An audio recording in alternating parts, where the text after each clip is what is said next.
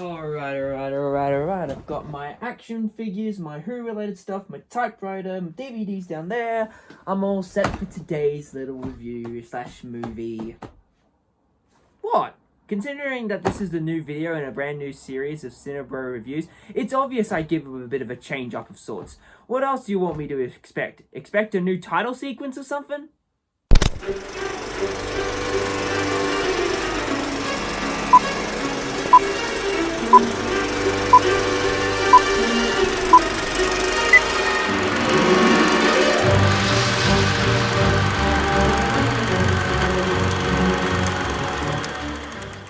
Hello everybody, this is Isaac and welcome to a brand new video and a brand new era of Cinebro Reviews here on the Cinebro Reviews channel. If you've known me throughout my many years on YouTube, I have of course two YouTube channels, my main one being IA Productions and this other one here where I talk about movies.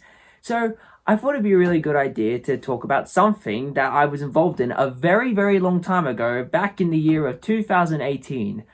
Goodness gracious me, that was so long ago. So I was looking through my YouTube section and discovered some old projects I did with an old friend of mine, Daniel Emmett of Daniel Emmett Films, or does movie reviews as he goes by on YouTube, which I don't know if there's any videos being uploaded at the moment. And it got me thinking about the Stalker series.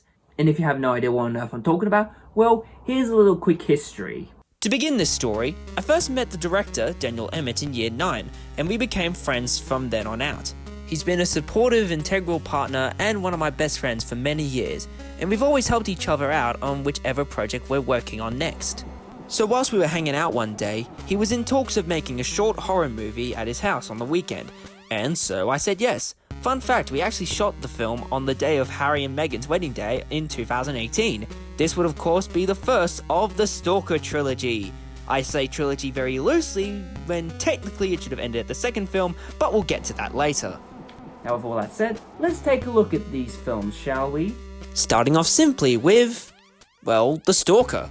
The version that is presented here is the extended cut that came out a few months later, which is basically the same thing as the original 2-minute version, but with a few added sequences and a terribly dubbed ADR moment. Okay.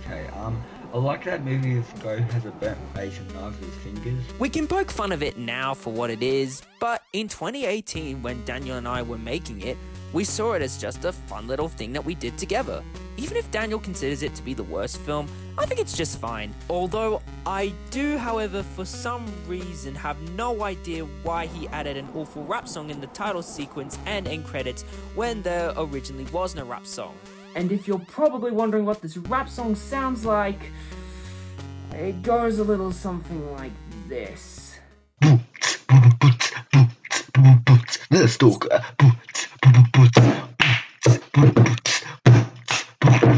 The Stalker. Well, that was fucking dreadful. Also, I will have to say, in one of the sequences where the main character here, Tyler, is almost about to face certain doom by the Stalker, the titular Stalker gets what he's coming by getting kicked in the face, in which that was actually me going all out for the camera as you could literally hear me getting hit. Oh, that's gonna hurt! Because of this dangerous stunt, as well as my other commitments, I was unable to complete the film for a while. And that's why this film only goes for about 5 minutes. And so Daniel decided the best way to finish it off was with a sequel, which is basically the extension to the first film if you can easily edit it into its entirety as a film altogether. And oh boy, where do I begin with this one?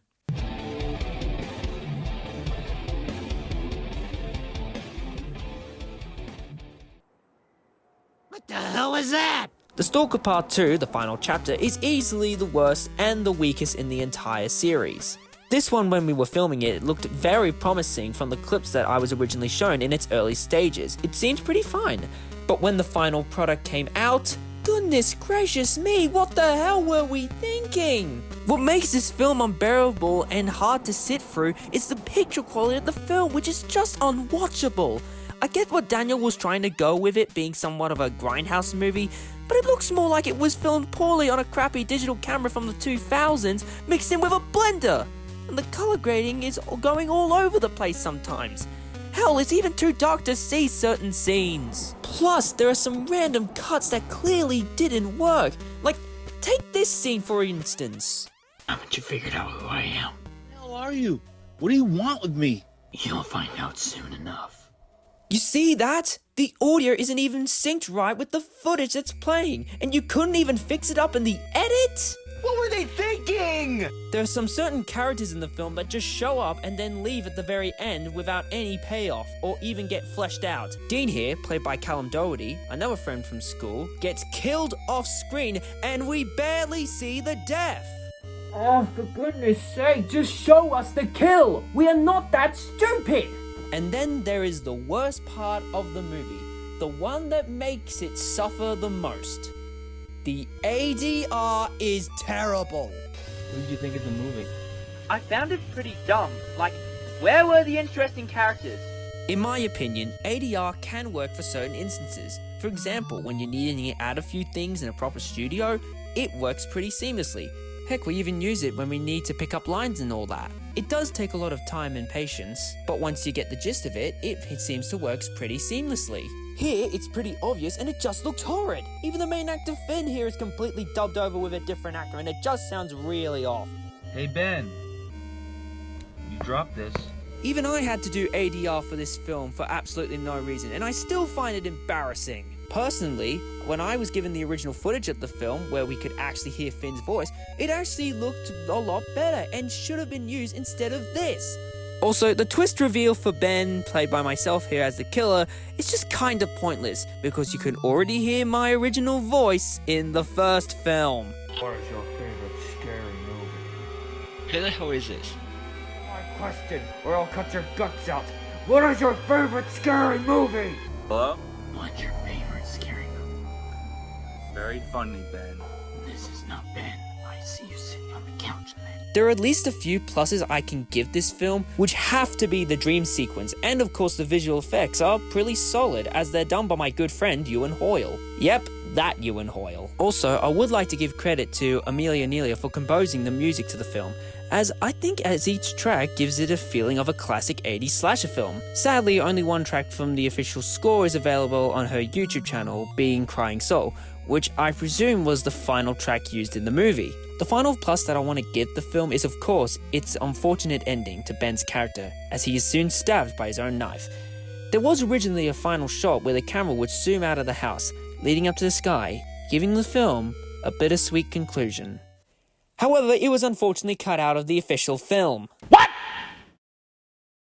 What the fuck? Look, I get why Daniel didn't like the shot at the end, but come on! It would have been a fitting ending and would have made the film even more impactful. I can go on for hours with why I don't like part 2 the most, but we've got one more movie to cover here. But all I can say is that if you wanted an extended version of the first film, then here you go. And now, we reach up to the one Stalker film that took a little longer, but by this point nobody wanted it. How did this film come to be? Well, it's a complicated story, but here's the quick version. After both Daniel and I graduated high school, we still decided to keep in touch ever since. By that time, Daniel decided to work on his next film, being an anthology horror thriller titled Gorefest. However, due to many problems behind the scenes, the film was ultimately scrapped, with only one of the sequences being released on his channel. And then suddenly, out of nowhere, it was announced on the 22nd of November 2022 that the Stalkerverse was born, with 4 films set to be made, with only one actually happening, which would be the third Stalker film. Why suddenly make a cinematic universe when the second film was meant to be the final chapter? Because money, of course! We've got to have money. And so we have The Stalker Part 3, The Beginning of the End, Part 1 of 3. Christ, that is a mouthful of a title, which would eventually be the final nail in the coffin for the series. Quick side note before we properly dive into the third film. One of the films that was originally going to be made was a Detective Parker origin movie, which would have had me reprising my role as the titular detective from the second film. However, I declined to return back due to my busy scheduling and me moving on to more bigger projects such as my Doctor Who audio series, which Daniel happens to appear in as the main companion. And so the part of Detective Parker was recasted to the talented George Belababascus. Personally, I think he did a much better job in the role, as I can say that my portrayal was a bit off in some ways. But the big question was, who would be directing the film? Daniel instead decided to be the producer of the film and gave the directing role to Lachlan Dinsmore. And I gotta say, I actually really like what he did with the film. I do remember going to see the premiere of this film a few days before it was properly released on the 20th of November at the Gugong Community Centre. How I would describe the experience was similar to the opening scene in Ed Wood, where Johnny Depp's character is still waiting for a bunch of other people to see the film. And as you can tell from how it went, it almost became somewhat of an embarrassing experience at first. Even a lot of people were waiting for the film to start. And so, without any hesitation, the film began. And what I saw? Well, it was actually quite a competent movie in its own right. It takes place a few months after the events of Part 2, where it is revealed that Josh was sent to prison and is blamed for all the murders that have taken place. Plus, the good thing is we actually get to hear Finn's proper voice in this film, which is a massive plus. How do I know you're not going to kill me? It's up to you whether or not you want my help, but I can clear your name for you. How? Everybody already thinks I'm a murderer. Another good thing that the film has to offer is the kills are so much fun. Every actor here in the film is having a great time with the material that has been given, and you can definitely tell that this one had a lot of care and thought into it. It does have a few minor flaws regarding color grading, but I enjoyed it for what it was, with its fun and gory sequences reminding me a lot of one of Peter Jackson's earlier movies from the late 80s. There were quite a few scenes that got me laughing my ass off when the premiere happened. There is definitely a lot more comedy in this version, which is played here for laughs, which I think actually makes it much more better. It's a lot more funnier and it doesn't take itself too seriously. Such as this sequence where a fake baby is given a cigarette, and when eventually one of the characters goes off to take a wee. Then a killer shows up with a garden cutter and the baby gets it in the end, with even it fighting the killer. Another fun moment that happens is in the post-credit sequence, where an Elvis Presley impersonator takes on two of the Stalker killers from a flashback sequence earlier in the movie, in which they go out in a pretty gruesome but hilarious way. My only other issue that still gripes with me is that it has to be connected to the Stalker series, when this could have easily been just its own film, or even a parody of the entire series. If this was the direction that the two original films should have gone in, I think that would have been perfect and it would have been a very solid trilogy. But unfortunately, all things do have to come to an end. Due to the film underperforming with only a few views on YouTube at the time, and a lot of people deciding to move on from the series, the entire Stalkerverse got the plug pulled with only just one movie. It somewhat reminds me of another failed cinematic universe that was done on arrival after its first film flopped. Ah, that's the one, yeah! I forgot that one completely happened. I do understand that people were getting pretty tired of the series and that it was trying to outstay its welcome, but I do think it's a bit of a shame, as I think the third one is actually the better of the two previous films, which did leave a cliffhanger that due to some voodoo crap, Tyler, who was killed in the first film, was still alive, and that Detective Parker joined him on his side. Yeah, it's pretty freaking stupid. However, I want to try and end this on a high rather than a low. From what I've heard recently, Daniel is now working on newer projects and is founded his own film company, being Daniel Emmett Films. There hasn't been much news at the moment of what projects will be coming out soon, but I'm certain they'll find its audience.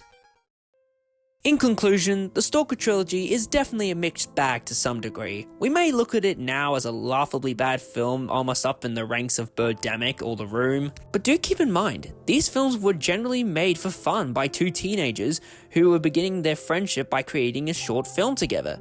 Whilst I do think Daniel should have ended it by the second film, the third film definitely stands on its own. Hopefully someday these films will start getting a cult following for what they are, as cheap but laughably fun horror films, made by two friends who were beginning their journeys as filmmakers. And so that's my retrospective and review of Daniel Emmett's The Stalker trilogy. I hope you enjoyed this video, and do let me know what your favourite horror movie or slasher film is. Do be sure to like, comment and subscribe, and I'll see you guys in the next video. So until then, this is Isaac of the Cinebro, signing off.